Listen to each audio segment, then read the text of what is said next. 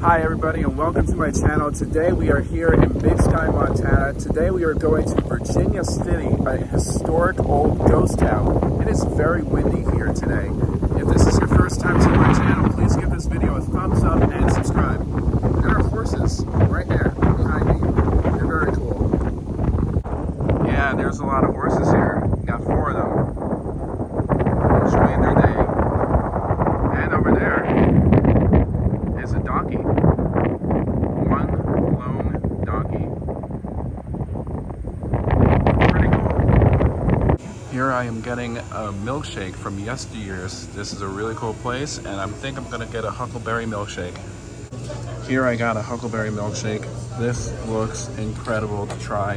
I'm very excited to try this. It looks so good. You can also buy a bunch of huckleberry items here. This is really cool. Huckleberry tea, huckleberry white chocolate. They have huckleberry jelly beans, huckleberry milk chocolate candy bar. They have wild huckleberry jam up here, and they also have huckleberry honey. Boy, I am full. That was a really good huckleberry milkshake. Wow, check out that car. What is that? I don't think I've ever seen a car like that before. Look how cool. That is such a cool, neat little car. This car is so tiny. Limited edition, it says. I think this is a custom. That's really cool. That's awesome. Now we're gonna make our way over to Virginia City. It just started raining too. Hopefully it will clear up today.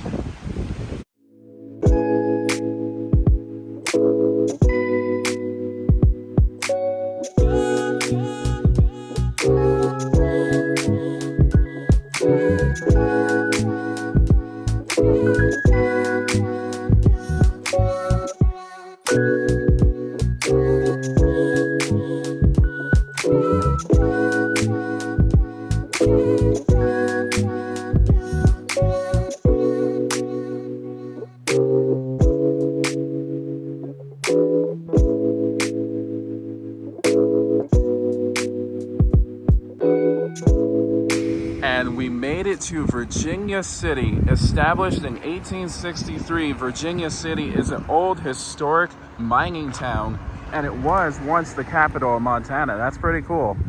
Over there is the Virginia City Community Center, and they have public restrooms there. This is so cool. This is an actual horse and buggy that you can ride. That is awesome. Now I'm heading into the tobacco and cigar store. So this is the old tobacco and cigar store. This is really cool. They have a whole bunch of old merchandise there. Check it out. It's really awesome. Vintage books here in this case.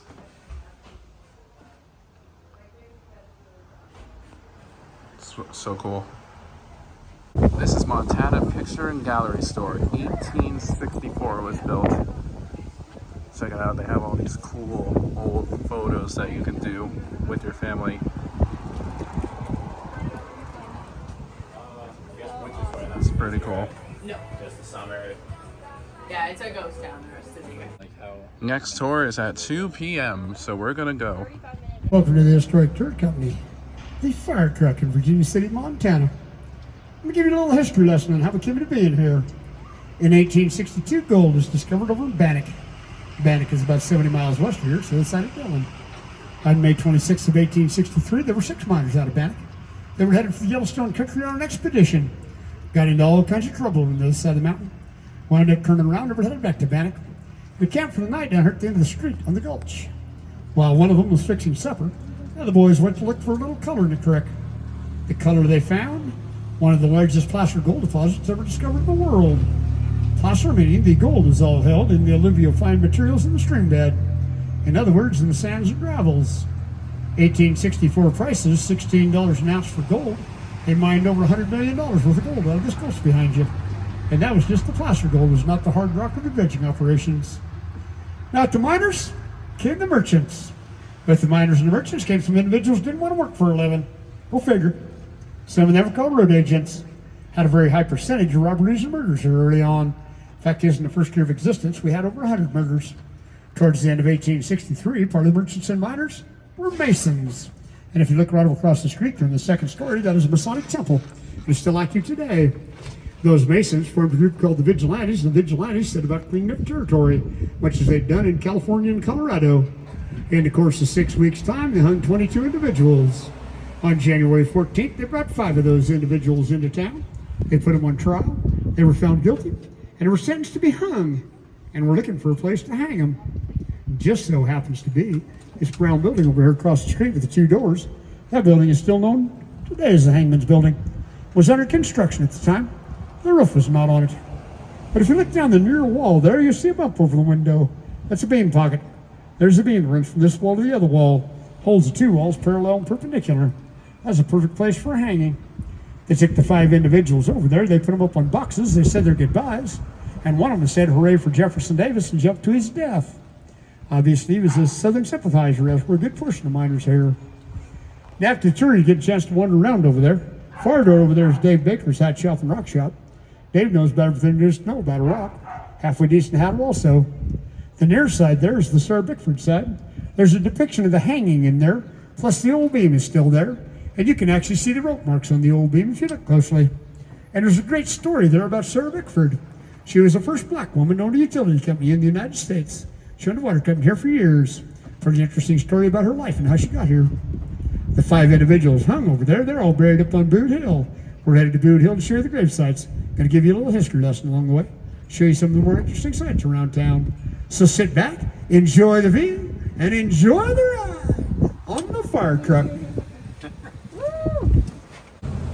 Building was built in 1898. That is the same year as our charter. Elks Lodge number 390. We're celebrating 125 years this year. We're actually starting the celebration in about an hour from now, as a matter of fact, today and tomorrow. All Elks are all invited to come join us and help us celebrate our 125th anniversary. The Stark County Courthouse, built in 1876. County business that goes on behind those doors. Built a new annex over across the street, moved our administration over there. Still using the old courthouse. It's our judicial side. Unfortunately, it's closed for repairs right now. We have a drainage issue. We have water and mold damage in the first 2 floors. And we have a governmental issue. We're not exactly sure how long it's going to take to fix, but we're pretty sure which one's going to take the longest to fix. The highlight of the day, the firing of the cannon. There was a mountain howitzer that sat there in the corner lawn where the rock and tree are. Fired the cannon over across the daylight hill to the far hill over there. Incidentally, that far hill over there is still called Cannonball Hill today. Found remnants of cannonballs over there. Now that was great sport for everyone, and everyone enjoyed that whole bunch. All except for one individual. He didn't like it. Not at all, not ever. His house was over there. Bloody fools kept shooting at it. Probably heard of the mountain man Jeremiah Johnson. He lived here for a period of time. Later went on to become sheriff over in Red Lodge, Montana. Somebody else that lived here actually spent their childhood here and grew up here. It's Martha Jane Canary. Any idea who that is? It's Calamity Jane. She's buried in Deadwood, South Dakota, alongside of Wild Bill Hickok, who was her best friend. The house here behind the white fence, the doctor's house. It's Claire McNulty. A doctor out here in the middle of the wilderness almost before we were territory. It housed a lot of artifacts together about part of 1900. I'll tell you more about it as we go up the hill.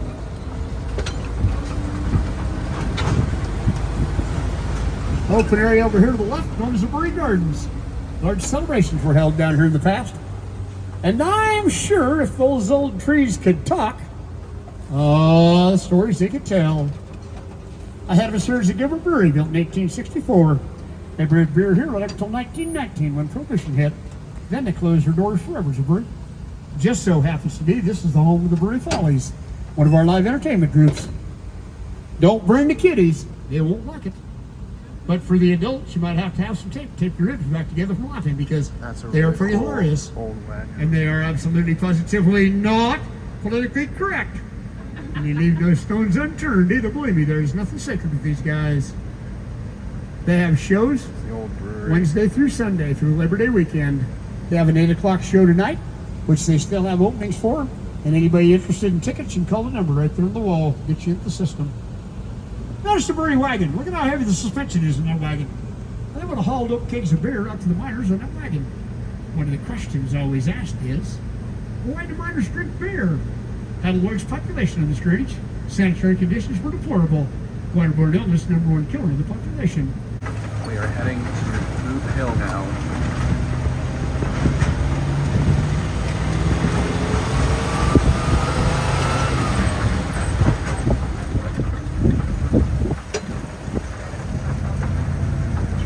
Down in the Thompson Hickman Museum, the cannon for the courthouse is down there.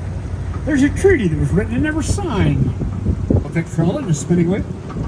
There's a Chinese display with a petrified birthday cake in it. A little boy's dress. A gun collection. There's even a human skull down there with a story behind it. And if you look around long enough, you might even find a petrified candle. Amongst other things. The museum down in the middle of town has a lot of pictures and articles from the mining industry from the 1880s on. The hard rock and dredging operations. They have a schoolhouse downstairs. And on the back wall, they have a depiction of the earthquake from down in South Madison. On August 17, 1959, when a mountain slid in, killed 26 people and formed quite the lake. Not exactly what you'd call a beautiful view and a beautiful day. Those of us that are native Montanans still live here. Sometimes. And the smoke all summer long. In Idaho, got a bunch of fires up the flathead right now. A couple more over by Hamilton, or down by San Idaho. Glad the smoke got even I went to. Got a group on here the other day.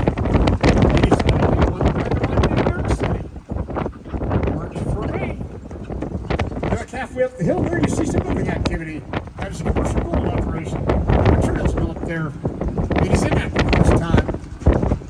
Yeah, there were 13 road agents right up here. These individuals were all brought into town. They were put on trial, found guilty and hung, and then hauled up here very unceremoniously, stuffed in a hole, and up the race on. That doesn't mean to say that one of them had on a good pair of boots, somebody else didn't have. And there in the middle, Boone Hill. He's the guy that set a ready for Jefferson Davis. A side note on him. He was convicted cannibal in Canada.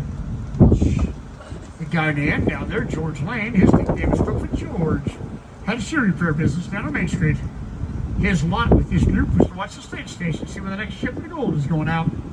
Had a sheriff at the time by the name of Henry Plummer. Henry came to us courtesy of California, where he'd done time in San Quentin prison for murder. He was out on parole, well-spoken, well-dressed individual. Came to Montana Territory looking for a job. They needed a sheriff in Bannock. And hired him. And he immediately started to put together this gang of thieves. Henry Plummer and 2 of his deputies were hung from their own gallows in Bannock, and they're still buried there today. Now, originally, this hilltop up here is called Burial Hill. There's over 100 grave sites up here. But after the road agents were buried up here, the local people didn't want to be here anymore. They started a new cemetery up behind us. They either moved their loved ones' remains, or they simply moved the headstones up to the new cemetery. By the 1920s, the cemetery was pretty much in ruin and disarray. The only headstones that had been stolen had been pushed over. Down in one of the local establishments one day, there was an argument that ensued about whether or not anybody was really buried up here, whether it was simply just a bunch of BS. Now, I'm not going to say whether alcohol was involved or not, but some said yes, some said no. The argument escalated, the bets were made, and up the hill they came with their digging utensils. And they dug up Clubfoot George. Of course, they could identify him. And his buried on exactly where Clifford George was supposed to be buried, just like all the stories said. Right there on the end. And because they had in fact dug up Clubfoot George, where he was supposed to be, thus proving all the stories. For years and years and years and years and years and more years, his foot was in a glass case down the museum. We no longer have that piece of history. We now have a replica. Great time consuming. If you look at how the corners are laid in there, the corners are laid in there on a double bevel. The weight of the building holds the building together. There's no nails in it. There's a single beam that runs from one wall to the other wall of the window and door. That's why the door is so short. And I'm sure the individuals that built that cabin would much rather been out digging for gold to build a cabin. But when wintertime came, it's probably a great asset because I'm sure there's a lot of people paid a lot of money to stay in that cabin. Montana Heritage Commission put a foundation around underneath it, shored it up, straightened it up, rechaked it, fixed it up for viewing. Somebody actually lived in there. It occurred until the mid-1950s. The buildings are on the left, the ones up behind on the right, all built prior to 1900. Now, all of the better buildings are all up on Idaho Street, up to the church. That's where the merchants built their houses when their wives arrived on scene. Funny how that happens. If you came up from Alder, if you're headed down to Alder, down to Nevada City, down to Creek Bottom here for the next 8 miles, there's a whole series of gravel piles and rock piles. That's from the dredging operations that took place here in town. Took a lot of blacksmiths to keep everything functioning and working. They employed a lot of people here in town. Fairweather Inn on the left, named after Bill Fairweather, one of the original discoverers of gold. Bill is buried in the new cemetery up on the hill. He died at age 39. Too much tarantula juice. There's a great display here in the Gypsy Arcade, old Nickelodeons and music machines, and a famous gypsy fortune teller on the back wall. On the left, the Montana Post. That was our first newspaper. There's 2 floors in there, as well as 2 floors next door in the museum. On the right, the 2-story brown brick building, the Territorial Capitol. Was the Territorial Capitol all the way through 1875, when it was moved to Last Chance Gulch up in Helena. On the left, Ranch Drugstore and Mercantile. That is the French side of the general store. You were looking at the back side of earlier. It is still a working mercantile and one of the few businesses open year-round here in town. Got a great selection of pretty clothing in there, as well as one of the best bookstores around. Pull up here in park, finish up tour for you.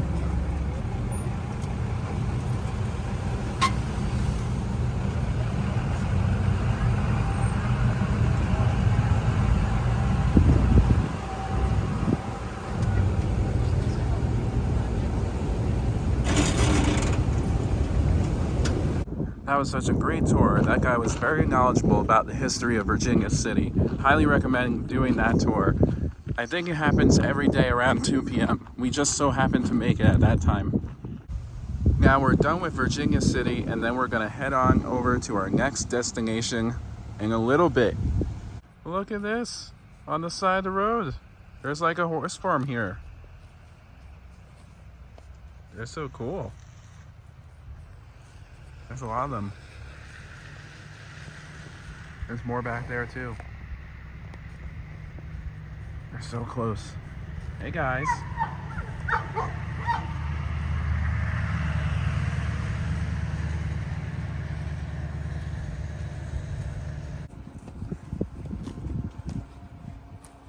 They're just busy eating.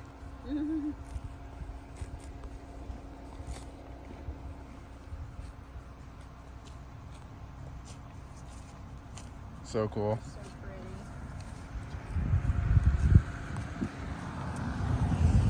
We are now at this restaurant called Alberto's, and this is my steak burrito. It looks delicious.